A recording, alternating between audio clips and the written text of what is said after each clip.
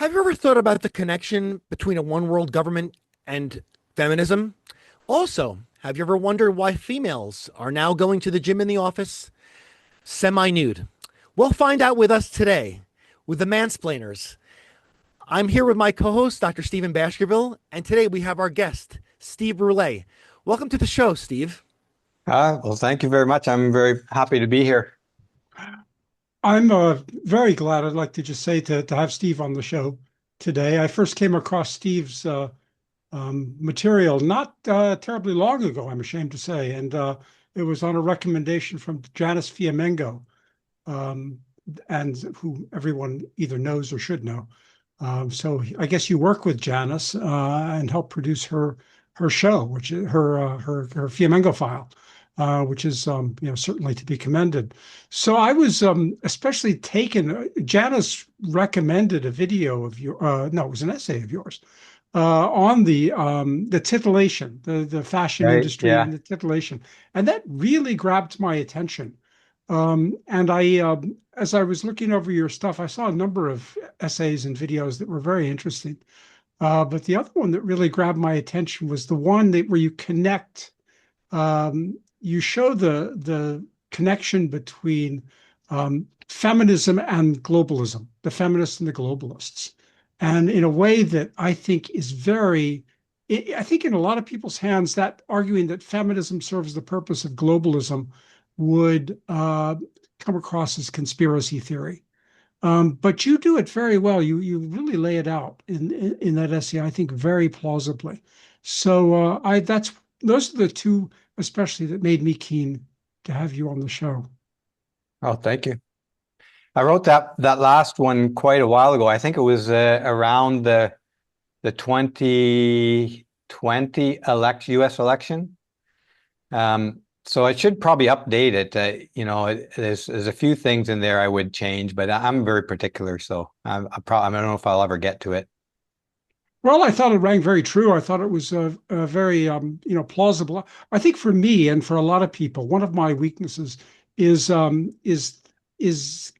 economics of it, the economics of feminism and how the many ways that it destroys men.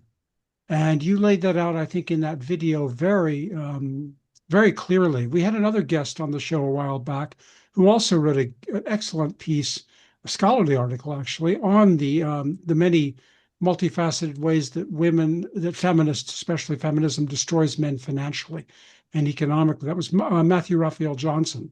I don't know if you're familiar with his work or not. I'm not, but yes, if you can post the link to that work, I'll have a look at it afterwards. Yeah, it's very good, different angle than you do, but I think both of them are very good essays. He publishes on what's it called? Begins with a P, one of the platforms. Anyway, but no, I thought that was excellent. Maybe you could talk about that. Is that a good place to start, Bradley? Should we talk about that? Yes, sure. I think that's how did all those things. The other thing that I thought was interesting about it, why I liked it, was because it helps us connect the dots between feminism and some things that most of us don't think about. We've been very keen on this show to connect feminism and so-called sexual or gender issues, if you like, with politics and economics and society in ways that people don't think about. Yeah, for sure. And that's what you do in that essay, I think, in economic terms, especially. And so I wonder if you could, how you came to write that essay. That would be. Oh, thanks for that question. I guess one of the things that occurred to me is that I started looking into just how many people worldwide subscribe or identify themselves as feminists. And it turns out it's approximately 2 billion. And that's openly, that's the information I got through looking various sources and using Google and AI and all that. So you could take that with a grain of salt, but I think it's pretty credible given that feminism is truly a global movement. And then I started to think about how much money was spent. Literally, almost every feminist group is funded by tax dollars, right? Like they don't, I could be wrong on this, but it's donations and tax dollars. They don't have a product Like the movement doesn't have a product to sell or make profit on, so to speak. So it exists based on donations of various kinds. So I started to look into how many organizations were there in the world, total feminist-oriented organizations, and how much money it takes to fund those things. It's enormous. It is incredibly enormous. So then I got to thinking, what would be the motivation for people with money to pour trillions of dollars a year into an ideological movement like feminism? And so, and my thinking was that they have to perceive a payback for all that money. And so that one thing led to another, and I started to think about how does feminism help keep people in power who now have power? And of course, the feminists, women in general, represent an enormous influential force to control men. And so any money you put towards an organization that helps you control the men you need to protect and build and work for you as a say a global powerful leader is got an inherent payback to it. And so I go down those roads throughout the essay. That was kind of the starting point for it, is why would an ideological movement that offers no product become a probably, I'm going to just throw this out there because I don't think it's far from the truth, the biggest ideological movement in history. 2 billion people eclipses Islam, it eclipses Christianity, it eclipses every government, every country's population. As a single ideological movement, it's unprecedented in global spread and power. Yeah, yeah, and I liked especially your term that it enlists women as unpaid overseers Right. of men. That through working through women, you have far more control over men than if you put overseers with a whip and a lash to physically punish them. The Yeah. women have just use their women as because they have enormous leverage to begin with, and then the law gives them even more leverage. So it's basically you're turning the women into basically de facto supervisors, women, surrogates, surrogate to weaken the men and to keep them under control through their children, their families, their need for income, their need for employment. And I mean it's just astounding. It is. Years ago, I heard a story, an expression that was purportedly from the times of slavery in the Caribbean, and I don't even know where I can't even remember where it came from, but the expression always stuck in my head, and it might have been from a James Michener book, but the character, if it was in the book, it was saying the key to the controlling the male slaves in the Caribbean was the big toe of the black woman, because when she wants something, she will poke him with her big toe in bed until he gets it for her.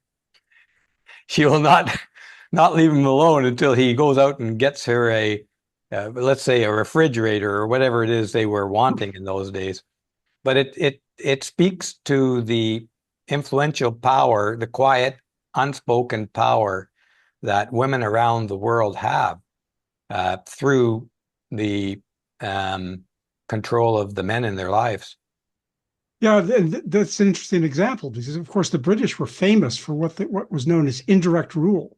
Their ability they ran the British Empire. People used to wonder how is it 100,000 bureaucrats, British bureaucrats, could control a population in India of tens of millions. Mm-hmm. Well, the way they did it was through indirect rule. They used local rulers, local leaders. They set them up as satraps, which is a word from the Persian Empire. And that's how they were able to do. Well, this is just exactly. I mean, your example from the Caribbean it's taking that one step further, not just local rulers, but why not go into their domestic life and control the population, especially the male population, through the control, through the enticements, really, as much as anything, of their women. Exactly. That's what the power comes from, is that it's not that they're going to do anything directly to the women. They just want the women to ask for things, to want things. And of course, it's their male partners who have to get it for them, you know. So feminism does kind of it does a similar thing, but I think far more powerful than anything previously invented. Yeah. Just to go back to the beginning, your point, you made the point that you started on this partly because you were looking at all the organizations, the so-called NGOs. They're uncountable. Yeah. Yeah. Well, Globally, it's uncountable. yeah. Well, this is part of a larger trend, of course. Many people in politics in various fields have noticed this use of so-called NGOs. I wish we could dispense with that word because it's a misnomer. They're not non-governmental organizations. They're paid for by tax dollars many times, and certainly by corporate dollars or whatever currency. So it's been used. One thing that people are I follow a lot foreign affairs, and the way that the CIA and the MI5, MI6, they set up when they want to overthrow a government. One of the things they do is they set up phony NGOs and they pay for them. And they stage protests in the streets, of human rights groups, so-called human rights groups. And they do it right now, and they're doing it in Armenia, among other places, and also in Indonesia. And they'll pay phony crowds, they'll get students who are naturally discontent and angry about everything. And they'll set them up, they'll pay them, basically entice them into staging demonstrations and protests and all kinds of expressions of discontent. And the CIA will use this to overthrow the governments of these countries when they want to do regime change. And they don't have to use guns, they don't have to use arms. They can do it relatively cheaply. And they can, and so, and this is happening in many different areas. So basically, what you're describing here is, the feminists are become part of this, but it sounds like the feminists are probably even bigger in terms of volume and size than other attempts at this use of soft power. That's what I think. I mean, it is global, and they do all subscribe to essentially the what do they call the document of sentiments or declaration of sentiments Right. ideas in that. Although feminists fight viciously among each other, they all agree that men are evil and they are oppressed by men. And this is kind of a core belief when you become a feminist, is you're a feminist because you believe that you're being oppressed, and not just oppressed randomly, you're oppressed by men specifically. But getting back to the funding thing, you have to ask, like, the wealthy and the powerful, they are wealthy and powerful for a reason. They know exactly where power comes from and how to keep it. And they are especially attuned to these kinds of subtle, soft power mechanisms and levers. So I don't think, like, it's pretty clear to me anyways that the powerful didn't invent feminism. I mean, women are maybe prone to visualizing themselves as hard done by. And so I don't think it was a hard stretch to grow from that kind of essential feeling of vulnerability and need. But once feminism became powerful, then it got onto the radar of the powerful and the wealthy. And as the power expanded and grew, they had to look at it because it was being forced into their face. Then they have to start thinking, as the rich and powerful do, is that, how can we use this? So it's like they didn't invent the rifle. They're just walking along the road of their silk roads and luxury things, coming across problems, and there's a rifle over the side of the road.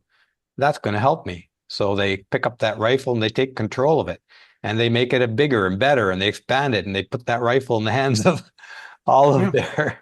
So feminism is funded, and I maintain this that that level of people with that conscious and talent at finding and preserving power, they will not miss out on that fact of what they can do for feminism, and they don't spend a dime without expecting a return. And they're not just spending a dime. The group of the wealthy and powerful are funding feminism in staggering amounts of money.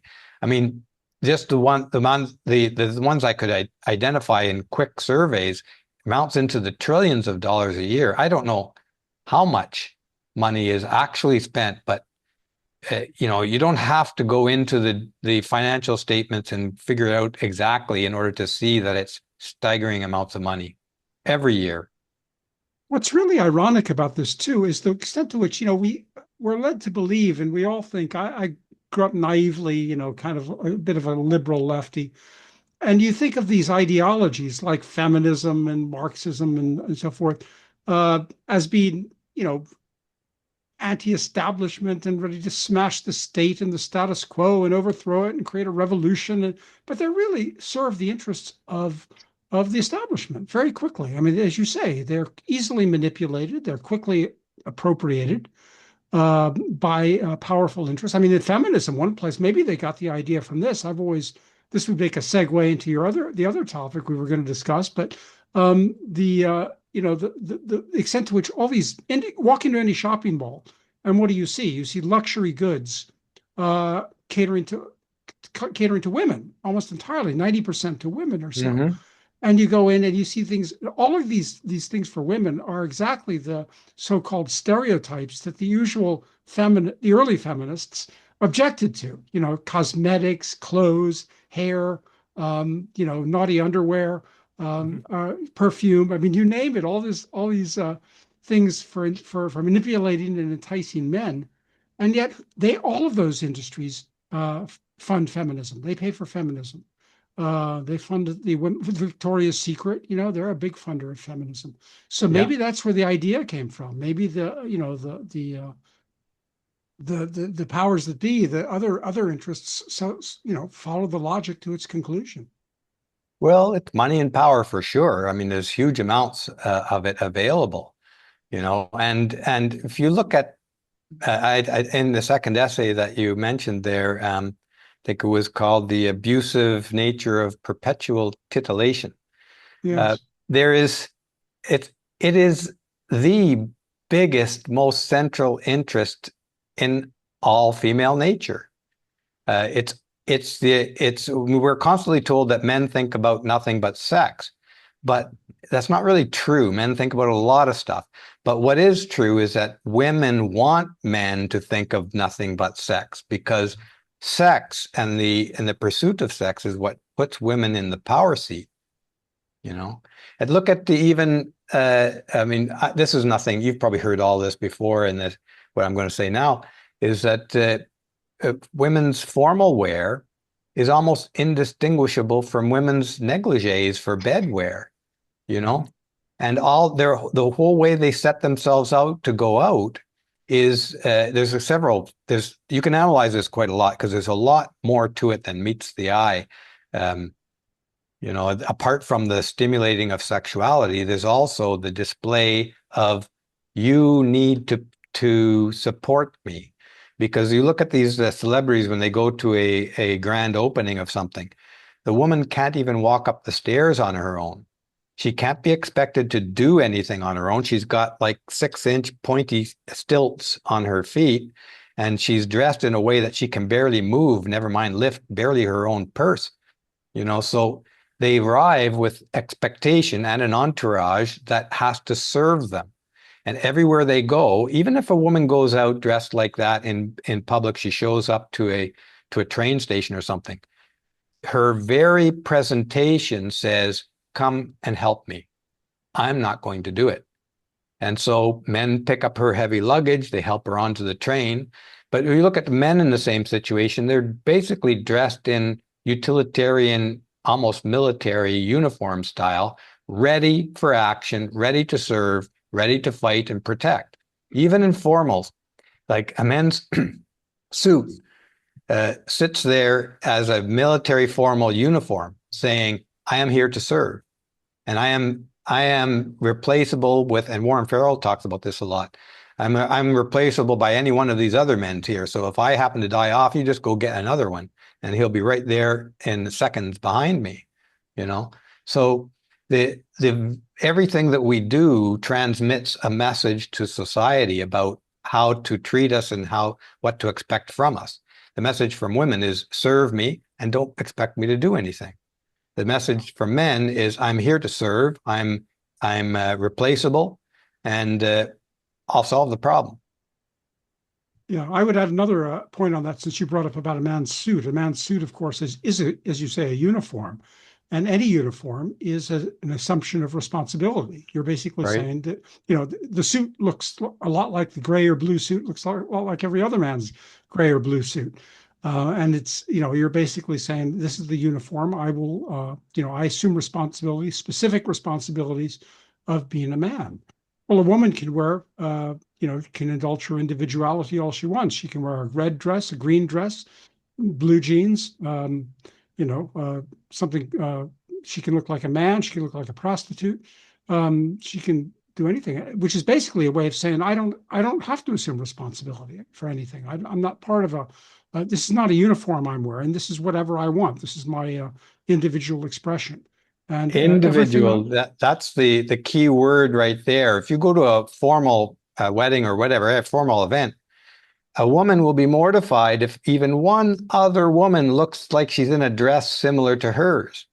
But every man is looking like every other man, you know? Exactly. So the woman is unique and irreplaceable. The man is just another man that can be, there's 100 in line behind him. When he dies off, you just pop another one in his place. Very replaceable. Sorry, I think I interrupted you there, Stephen. Sorry about that. No, Bradley, I think you were. Oh, well, even in the short time that we've been speaking, we've covered so much. And also the depths of feminism seem never ending, considering the work that you do, that Stephen has done, and also Janice Fiamengo has done. We all done enormous work in researching feminism. So why is it that, considering how deep feminism is and how many directions that it goes and how many ways that it lords over us, why do so many men keep on going with the view that feminism is simply about equality, or saying things like, I'm for feminism, I'm for equality. However, I'm just against radical feminism. That's what I'm against, not feminism itself.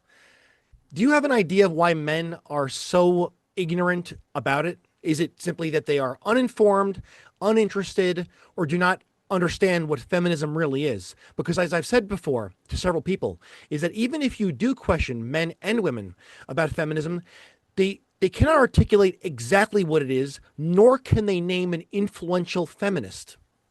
That to me is incongruent. Yeah, you've nailed it. I mean, Janice says this all the time that you know, feminism has never been about equality. In fact, we've done videos on this, probably more than one, on Studio Brule when we were active. We haven't done any production for quite a few years now. But there's, just for viewers who aren't familiar, Janice Fiamengo and I produced the Fiamengo File, and there's probably close to 150 episodes. So you have a lot of viewing pleasure there if you want to learn the nitty-gritty depths of feminism. But getting back to your point, yes, it's right. Feminism was never about equality, and it isn't today. And when it comes to men not being aware of that, I think most men's lives are very, very full.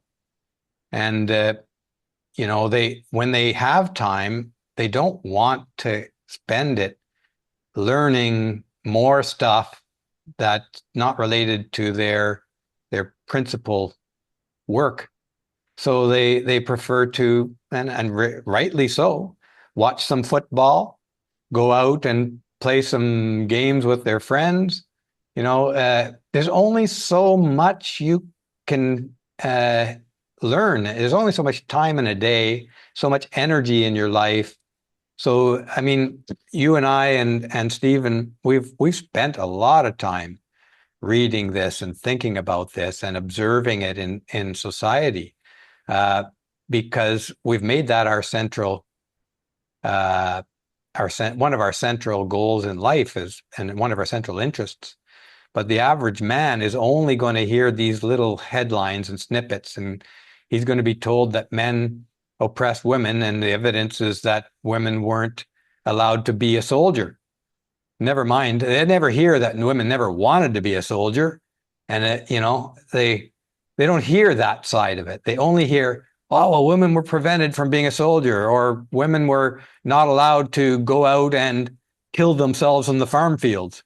You know, uh, okay, they weren't. It's not. The actual truth is that not that they weren't allowed. I mean, most weren't interested, and you couldn't drag them out there with a team of horses. But that part doesn't get said, and what gets stuck in the memory is that men oppressed women by not allowing them, for instance, in Rome, to be leaders in the amongst all the emperors and whatnot. But you have to remember that life was kind of short and brutal if you were a leader in the Roman Empire. You were apt to get murdered, and most women didn't want to put themselves in the position. Everybody knew that. They don't want to be murdered, so they don't aspire. What they do is they get their brother to go and be a powerful part of the Roman establishment, and he risks his life, and she still gets the benefits of his work and sacrifice. So, yeah, I'm rambling a little bit, but I think it's not that men are incapable, maybe not even that they're uninterested. They may not connect the dots to how the power of feminism is affecting their exact life, but that's because they're trying to run a company, or they're building houses and breaking their back all day, every day. And when they come home, I mean, they need to relax, Yes. you know? So, yeah, it's understandable to me what you described there. Expected And even.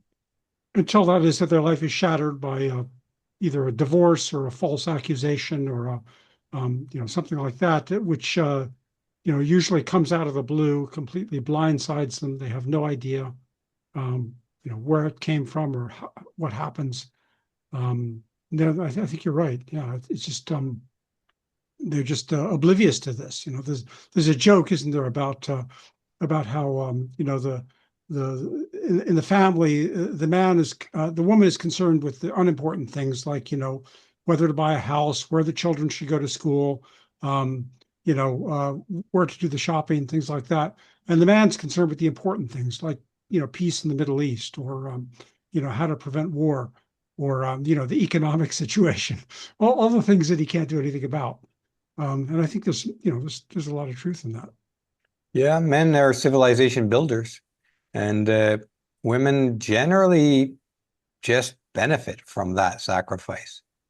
I'm not going to say that women don't contribute to civilization. Now, clearly they do in their own specialized spheres, and even some in the men's spheres. I always try to, when I think of these things, I try to remember the 80-20 rule. We're not saying an absolute distinguishing here. What we're saying is that by and large, men physically build civilization and intellectually, and by and large, women build and sustain the personal, emotional, family life and social life. Mm. Anyways, again, I'm veering off a little bit here. Sorry. Yeah, yeah. Well, No, sorry, go on, Brad. no, that's fine. I'm glad that you mentioned politics in Rome, and for much of history, politics was a fatal business, like actually Exactly. dangerous, deadly. That was the name of the game even up until World War II. I mean, it was Hmm. not unheard of at all for politicians to be assassinated and have several assassination attempts throughout their lives more than once. So I think that people have this notion, men and women, that men who are powerful and in charge are just living these great lives of luxury, just bossing people around with no risk to themselves. When, like you said, being in that position comes with enormous responsibility and risk of death, which leads me to the question about male disposability. So, is this an evolutionary phenomenon, or is it a cultural adaptation, or something that modern institutions have amplified, or all three? Because, I mean, my simple understanding of it is that, well, men are the first ones to be called for in defense, even in defense of their own families, their own physical bodies when other men try to harm them, and also in the military. So there is, I guess, maybe that term is correct to a degree, and it has been amplified. Do you have a thought on that? Yeah, I think all three. We are complex organisms, and we've inherited a lot of stuff, both genetically and culturally. And adaptation while you're alive is also a big factor in it. I mean, an idea came to my mind as you were speaking. My uncle was a professor of cultural anthropology, and when I was young, I'm still young at heart, but when I was younger, I had a conversation with him about clothing, and this was over a family dinner. And him and I had lots of long talks. So this is just one of them amongst many. And I got to the point where saying I was a bit naive. I was probably in my 20s or late 20s or something, still pretty young and unaware of the subtle complexities of human life, as his specialty was cultural anthropology. So I said, well, look, we have to wear clothes because we're naked apes and we won't survive without it. And he said, yes, of course. But what clothes you choose to wear sends a message. And you choose, even if unconsciously, your choice of clothing sends a message to society. It says, and lots of different messages, from your status to how you want people to treat you, to your gender, all kinds of things. So to tie this into your question, we are evolutionarily required, say, to wear clothes for survival. But what clothes we choose, this is a matter of cultural interpretation and personal description, or personal adaptation. So that's kind of an example where all three factors kind of are involved in the very same item. I see. But I just go back to a couple of things that you said that put me in mind of another feature of feminism that I think maybe fools men and maybe some women as well. And that is that feminism, the ideals of feminism change, or I should say the grievances, the demands of feminism have changed quite a lot over time. Again, at the beginning, and this touches on your article about the titillation. At the beginning of the early, I remember early feminism in the 70s, when it was just, really, getting off the ground, the second wave feminism. When I was an adolescent in the 70s, so it was, I was quite conscious of it. And I knew I was kind of attracted to intelligent, educated women who oftentimes were at least somewhat sympathetic with feminism. But in those days, one of the demands of feminism was that women didn't want to be sex objects. They didn't want to have stereotypes of, stereotypical women, and they certainly didn't want to be sex objects. Well, nowadays they seem perfectly happy to be sex objects. In fact, they seem quite keen to manipulate and use, and the leverage they get from sex. And I would add also the other big source of leverage is childbearing. But they seem quite happy. I think, is it one of your articles where I saw, or is it Janice's, one of recent Janice's article, where she shows a bunch of protest that women, why can't, and she asked something along the lines of, why can't women protest without taking their clothes off? Yeah, both Janice and I commented on that in Janice recently. I think it might have been her most recent, or just before that essay on Substack, made that comment, commented on that very topic.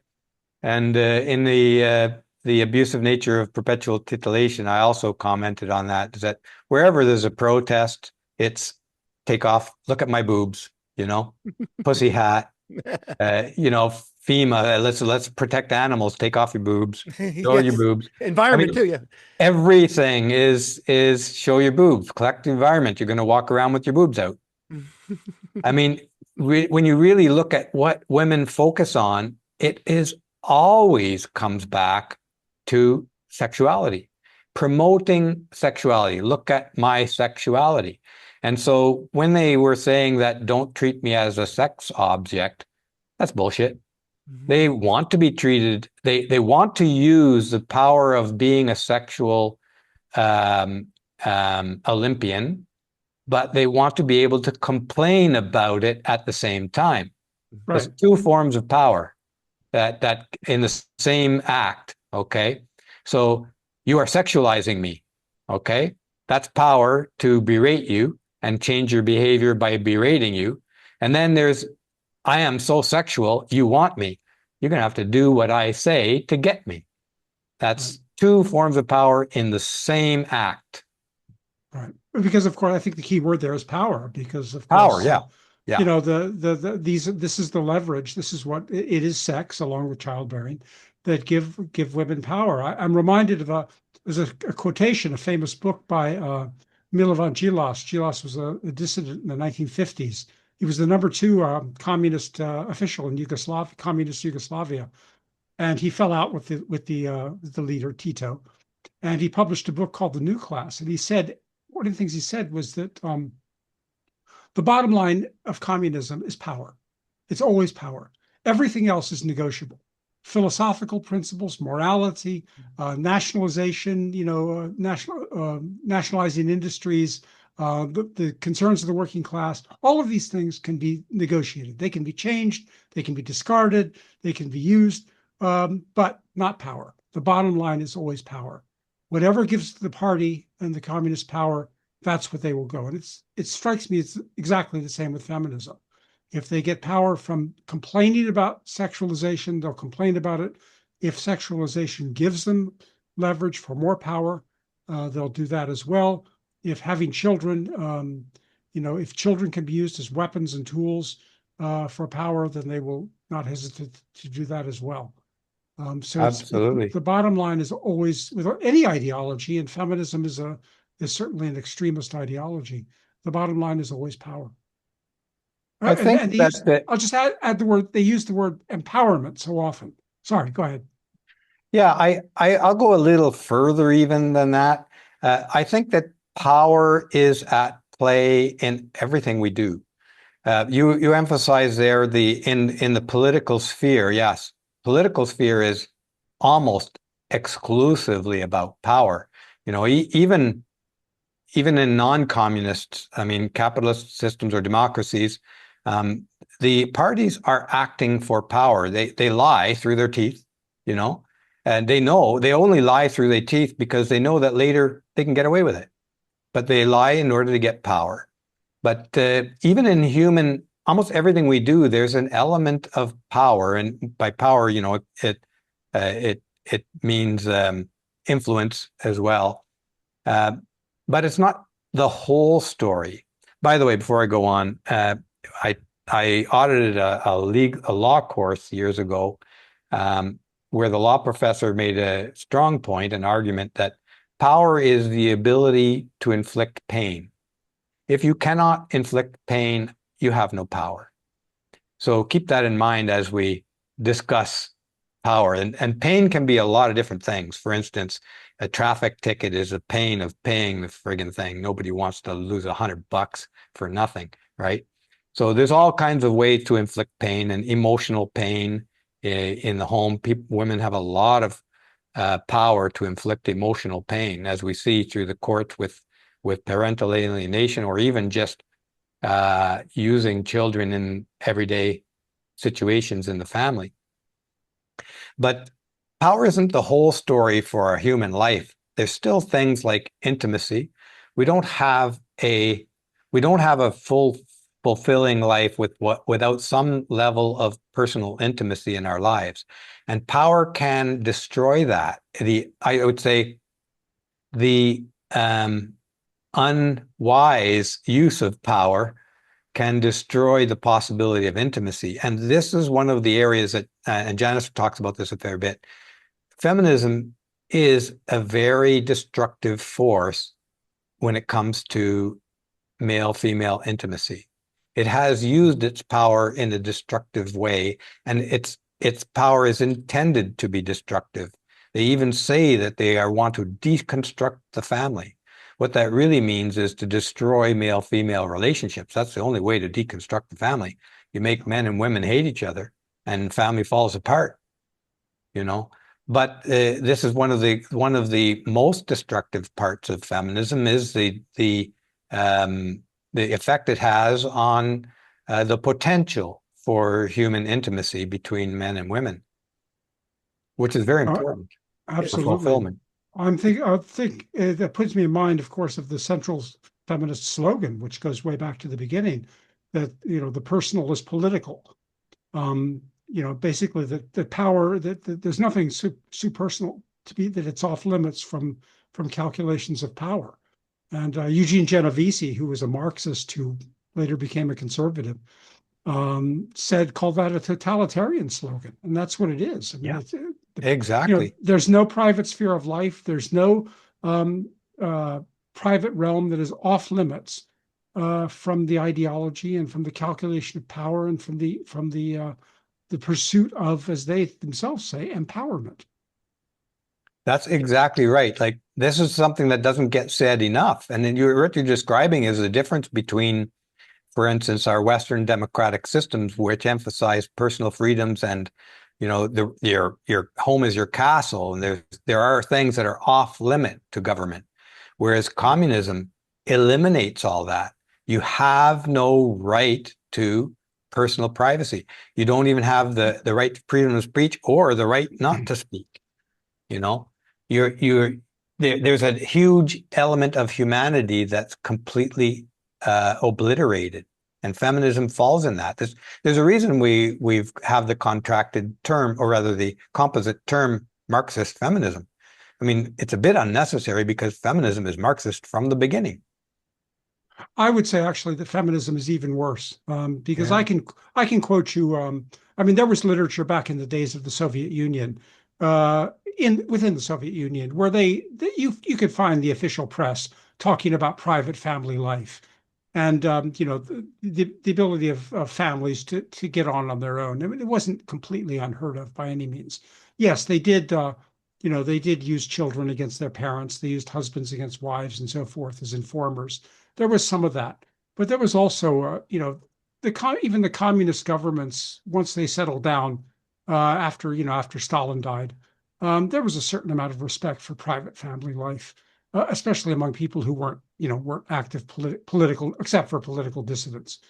Whereas feminism has no respect. I think zero respect for the private sphere of life, for private family life. So I think it carries that tendency of all ideologies, including Marxism. I think it carries it even further. I can't imagine what a feminist, you know, society will look like when it's, you know, if the feminists, because their demands seem to be utterly insatiable. Well, Yes. they explicitly say that one of their goals is to deconstruct the family.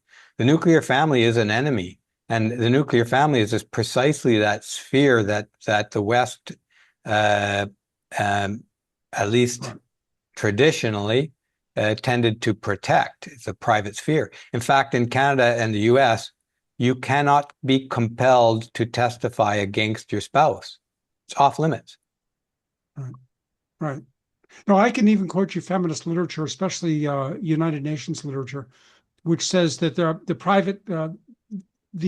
distinction between public and private is not legitimate. We should not recognize the distinction between public and private. Yeah, and that's evil, if I ask me. It's inhumane. Yeah. Yes. And also what I've seen also these days, even in some of the content that is produced for social media, such as YouTube, Instagram, TikTok, and some of the others, that some of these feminist influencers will come out with video after video after video, even sometimes several videos per day, describing how horrible men are, describing how the husbands and boyfriends of the viewers are. And they'll usually say, I'm not talking about all men, but the Yeah. the fervor in which they speak. And what is also, I don't think it's ironic because I know why. They themselves, these influencers, have men of their own. They have husbands and boyfriends while telling their listeners and viewers how terrible men are. Have you seen this incongruence? I mean, one would think logically, well, if men are terrible, why do you all have boyfriends and husbands then? Yeah, I've seen it. Uh, it is hard to understand, other than maybe the men themselves have come up with that kind of Stockholm syndrome, or they view themselves as this is the right and this is my lot in life and have accepted it. There could be that. There could also be that they're just ignoring it and watching the football game and don't care, you know. Uh, but yeah, it definitely exists along the lines you're saying. Right. Now, there's what you said. But what I was first going for was that why would any individual express their intense dislike or contempt towards another group, but still attach themselves as intimately as one would to a husband? Meaning, if all men are horrible, or according to them, nearly all men, not all men, but it's almost all. But they still attach themselves to one man, though. We are shockingly good at living with cognitive dissonance as human beings, you know. I think all of us are. I'm sure I am, and I'm just not aware of it as well. Uh, it's part of being a human being to a degree, I kind of deal with this topic in a book I'm writing that should be out maybe next year. But it's not on feminism. It's a little bit off of this, but I don't want to go down that road right now. But again, it's similar to don't treat me as a sex object as I dress as a sex object kind of mentality. They really want to be a sex object and they want to complain about it. So what you're seeing here is that same kind of dual power thing. They want the benefits of having a man, and they want the sympathy that comes with claiming to be a victim of said man who's giving them all that stuff for benefits. So they get Yes. two kinds of benefits at the same time. Yes, and even some of them, what's a common one also, is that they'll list their relationship resume and how all the men that they dated were terrible, abusive, crazy, narcissistic, thrill-seeking, drug-addicting, excessively spending men. And then you think to yourself, you volunteered to be with these men. It's completely incongruent. So, and well, to go further with this subject of female profligacy, is that sometimes, well, I would say in general that near public near nudity, in some places, I guess, let's say we've had places that are nude beaches, places where it can be contained. Mardi Gras always had a sexual flavor to it. I mean, I think that even since it's the start of Mardi Gras, it always had a sexual flavor, but that was more contained and temporary. Now we have this culture where everywhere you look around, whether you go to a beach, you can even be in a grocery store, you turn on your phone, there is nudity all over the place. And this is an eyesore. It's sometimes, to me, even odd or weird. I mean, even if you were, let's say, next to any person, whether male or female, to be near a near nude person is going to draw the attention of other people.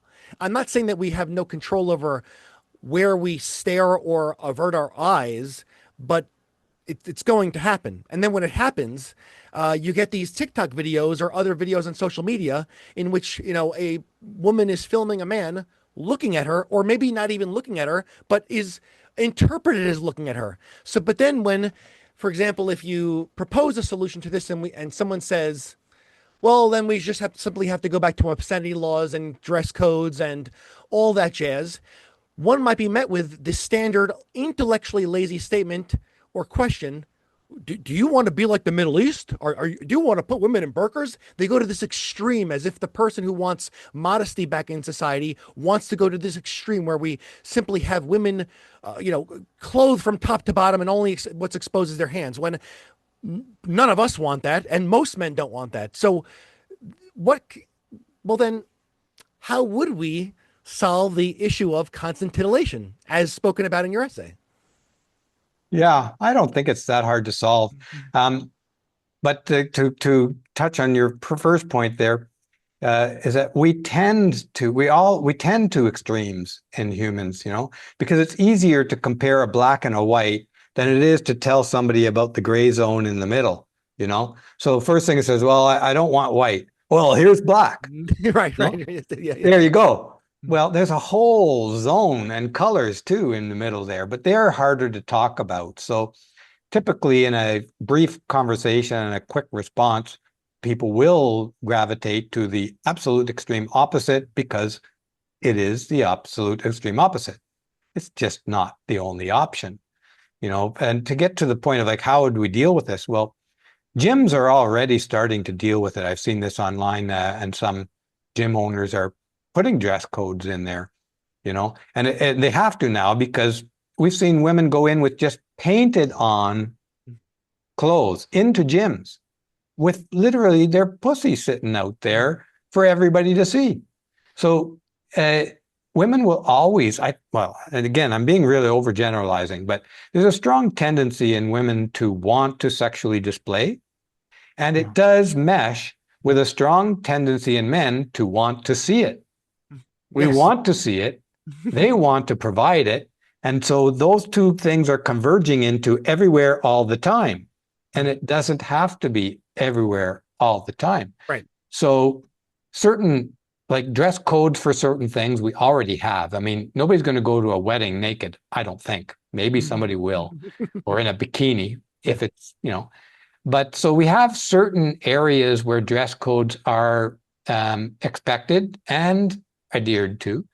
But there's also at the same time, there's an enormous pressure to creep into, to expand this. It's my right to wear whatever the hell I want, wherever I want, when I want. That creeps into everything. So we need to push back against that creep. It doesn't mean we go out and say burqas for everybody, We just push back against the creep. And just to make one other thing is that the reason it's everywhere all the time now is because women have, in some cases legitimately, in some cases illegitimately, pushed their way into every male space. And once they get in there, then they say it's their right to wear whatever they want. So we had even places where I worked, women coming in with, beach wear basically at work, and not really appropriate for work. And the reason it's important is that to be constantly facing stimulation, sexual stimulation, is not a healthy way of being yourself. Yes. I have no problem with being sexually stimulated. I just don't want it 24/7 every time I step out my front door. Right. Yes. I'd like to have an ordinary human interaction that wasn't like this dimension of I'm trying to turn you on, like in my face all the time. We used to have men's clubs, We used to have men's sports without women in them. That's going away. We used to have Boy Scouts. Now that's gone away. If you can go down a list and tick off all these things, these places in which you used to be away from the influence of female titillation, they're almost all gone. Now there's an element of that female titillation in all of it. And like I said, when women get into what was one not a common place for women, that was only men, they do start to titillate. They push the boundaries. They push and push and push until. And what happens in a men's group, for instance, I've been in all male working groups before and mixed working groups. In a men's group of all men, there's a focus on the task and on the work that is kind of, it's very, very productive, but it's also kind of relaxing. in a way. Your distractions are gone.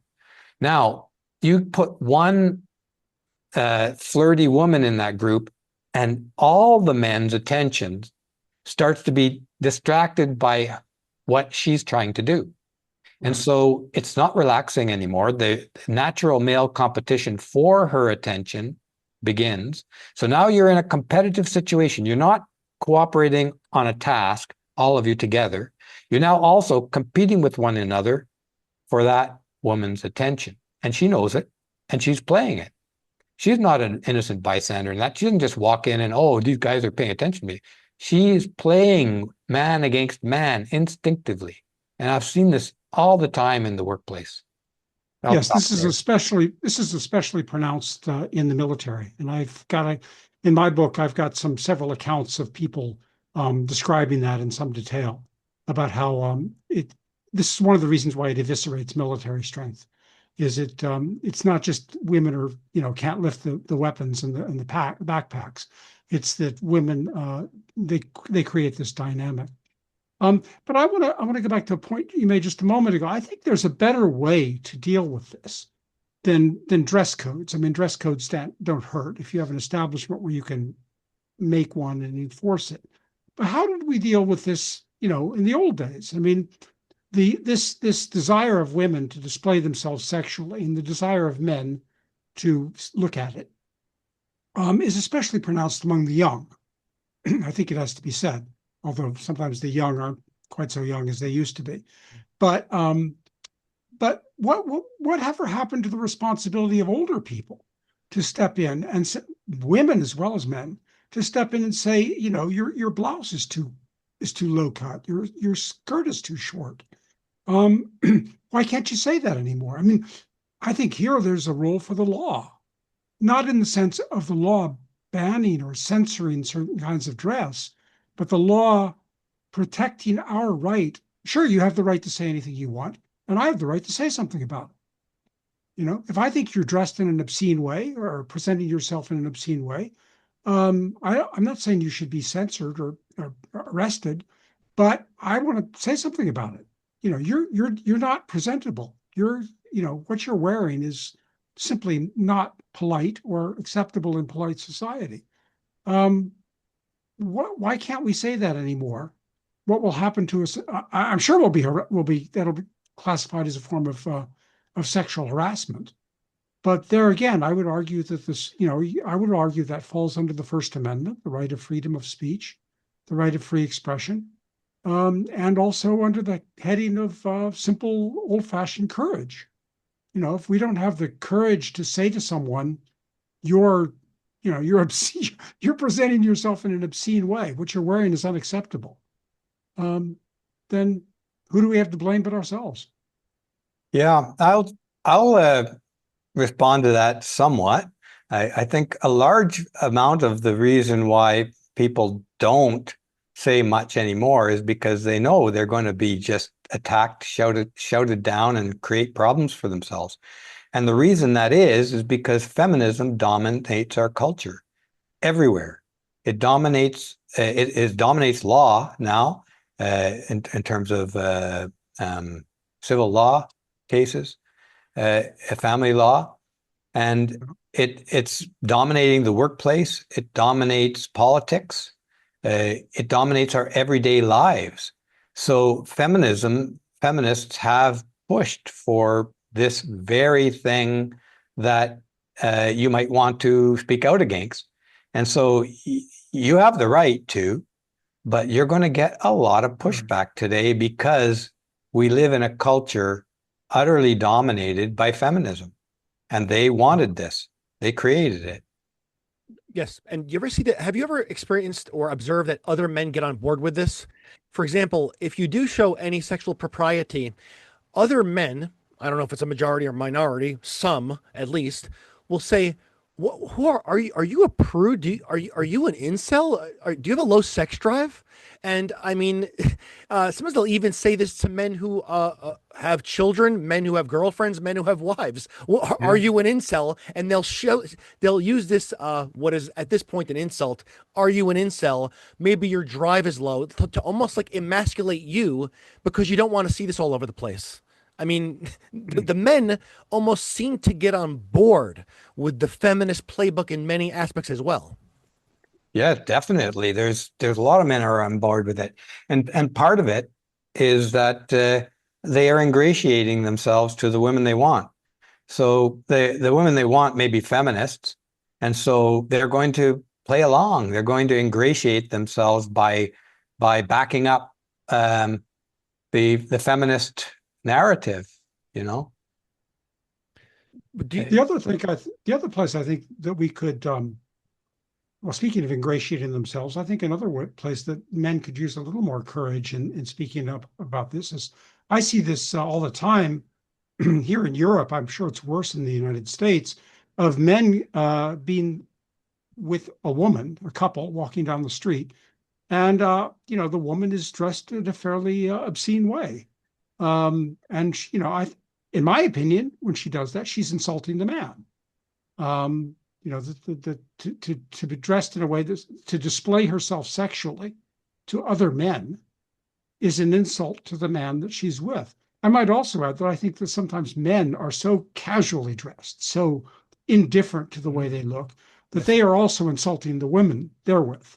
That a man who looks like an 8-year-old boy when he's walking down the street with a woman who's nicely dressed is insulting her. But I think she's doing the same if she looks like a prostitute when she's accompanying her husband or a man. So I think we I'd could like to yeah, comment on that. yeah. First of all, I don't think male casualness of dress is as casual as it appears. It's a choice, as my late uncle, the anthropologist, would have said, is that they are presenting themselves. They have crafted that image of casualness. Very, very, very few people, and very infrequently, do we actually just randomly pick something because it's available. We choose amongst what's available in order to present an image.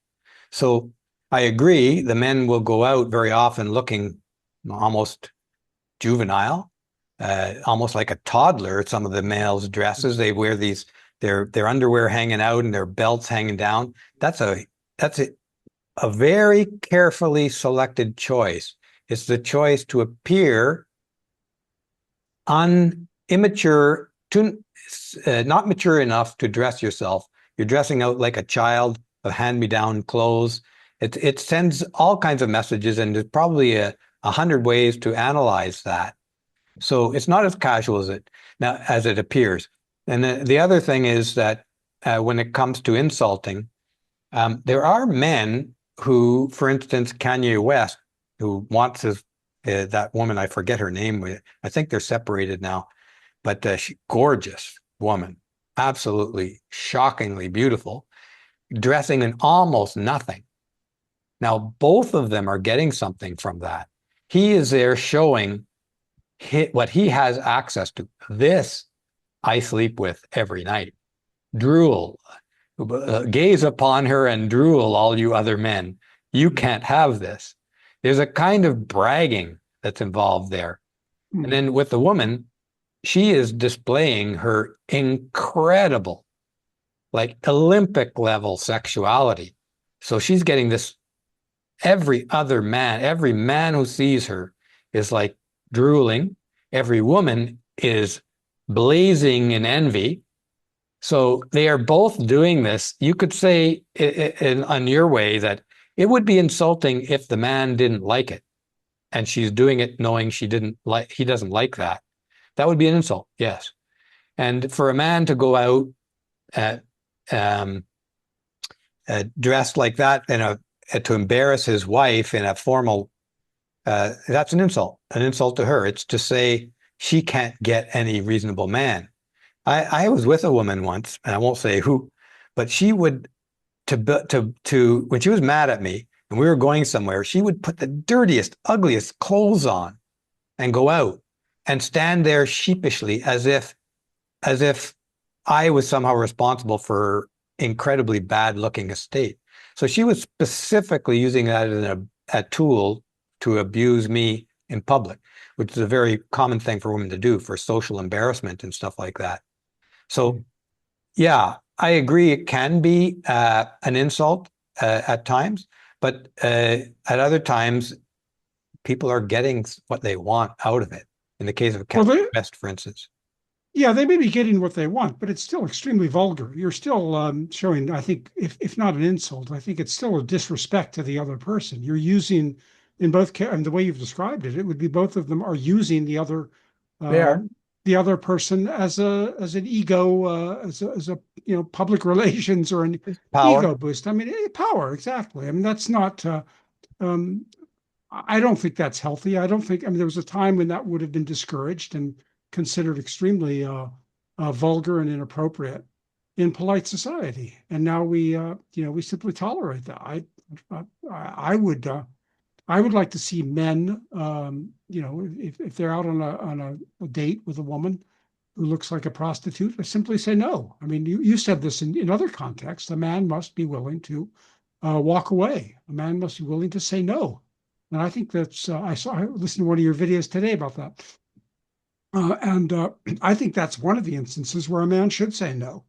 That's an individual choice, though. When I say that, I say that with the full implication that every man has to know to choose his own limits and be willing to enforce them. And in your case, you're judging that to be vulgar, and it would be something to say no to in an event in which you were participating in and or in control of. And just to finish that point off is that I recently went to a wedding of my niece, and nobody showed up in anything inappropriate, even though we see this in celebrity culture and in various other public spaces all over the place. In that event, an event like that, I think this is probably fairly typical. People default back to fairly traditional norms.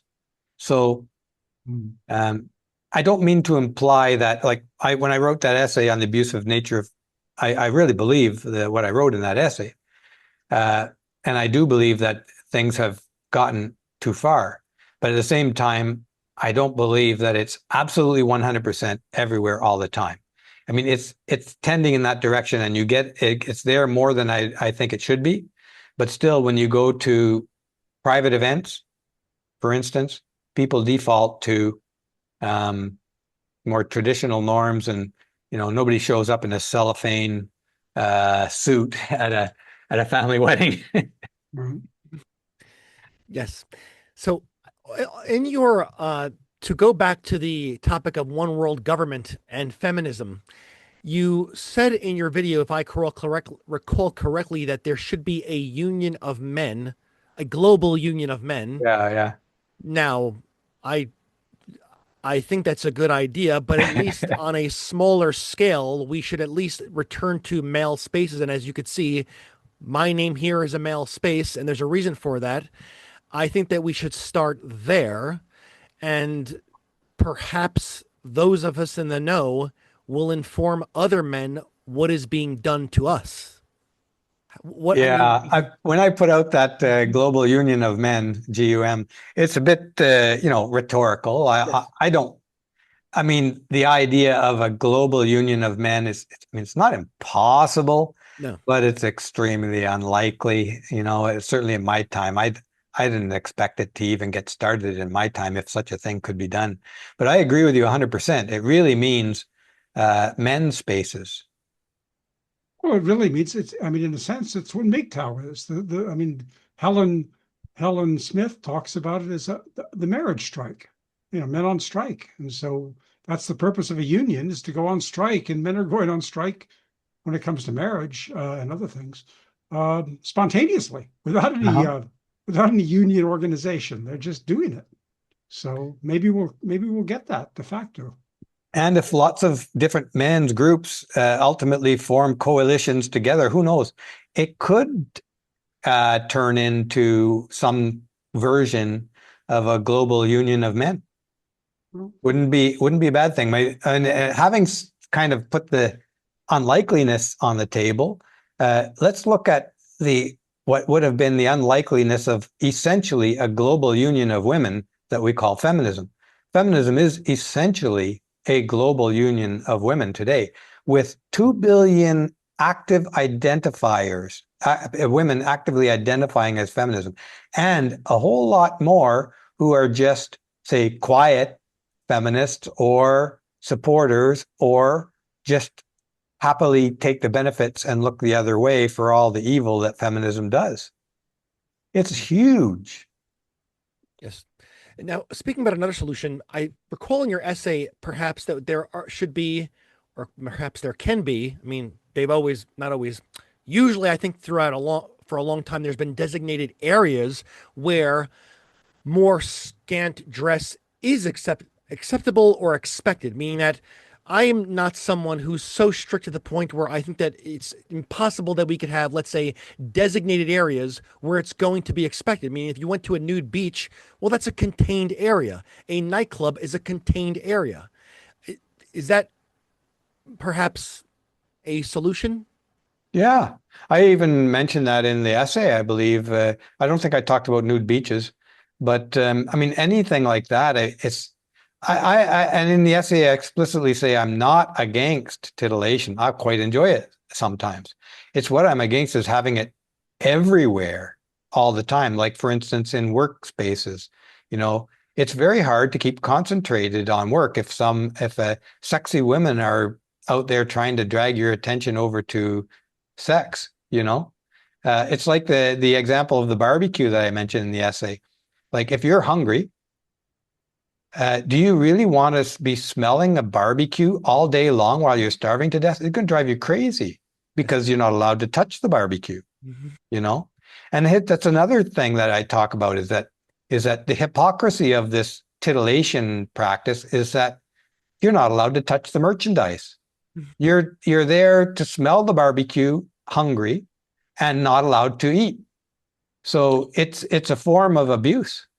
Which is why I named the essay the abusive nature of perpetual titillation, is because women are often trying to get you sexually aroused and specifically prohibiting you from achieving or pursuing the thing they're trying to get you to pursue.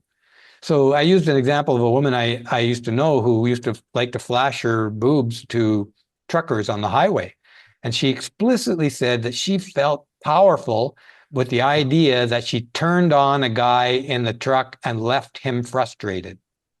I remember that, yes. The fact that she left him frustrated gave her a sense of surge of power. So that's abusive. That's essentially the nature of an abusive interaction right there. Yes, but some people who will counter that and say, "Can't you control your frustration?" Meaning almost like just control your physiology. Meaning that when the sun hits you in the eyes, don't squint.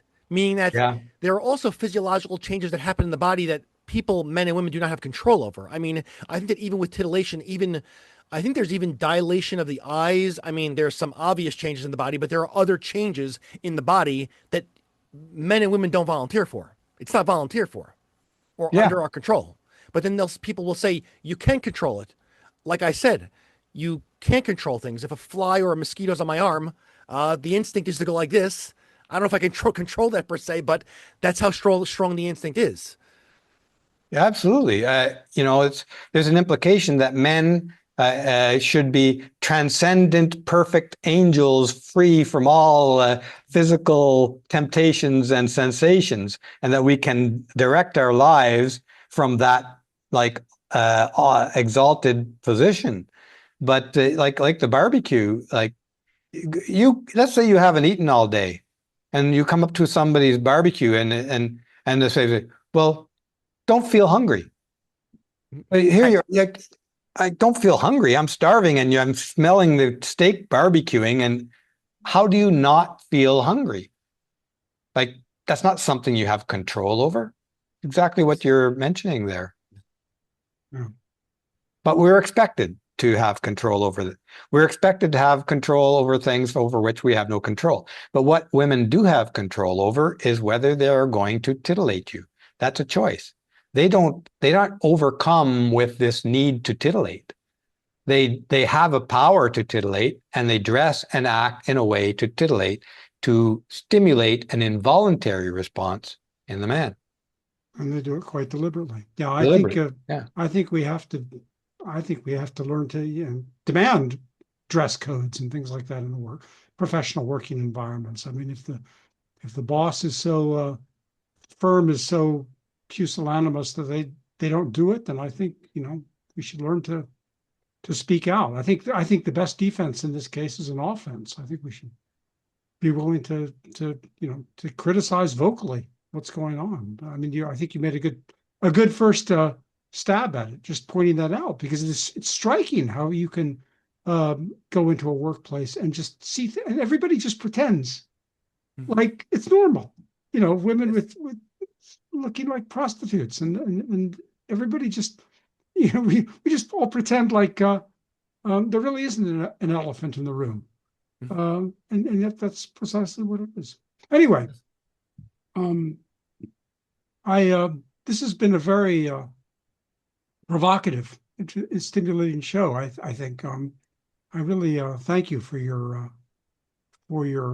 uh, answers and for your work. I think it's great. I hope you'll do more of this, and I hope more people will look at it as well. I think some of the best shows deserve to have more viewers and more listeners and so forth. So, Yes. Steve, is there anywhere where people can find you? yeah. I am on Substack, and Studio Brule is on YouTube still. And although we're not producing new material at the moment, and I'm also have a blog called studiobrule.com. So all of those things are still available, and Studio B on YouTube as well. Okay. Yes. And are you still working with Janice Fiamingo? No, well, she's kind of reviewing my book as I write it. Oh. But no, we haven't done any recent work, although we chat regularly. A lot of that is social, and I would like to do some more work with Janice. It's just is very, very inspiring and very rewarding. Janice Well, I is will. one of the clearest, most precise voices in the sphere, I think that we have. Well, I will certainly look forward to your book. Maybe when it's near the completion, we could have you back on and you could discuss it. That would be great. I really appreciate the attention and the interest you have. You're welcome. So this has been a productive conversation. So please subscribe to A Male Space and follow Dr. Baskerville and Steve Brule on the social media accounts that they have. I will be listing their information in the description of this video. Tune in if you want more content about men's issues and sexual politics. Thank you for being with us today. Thanks.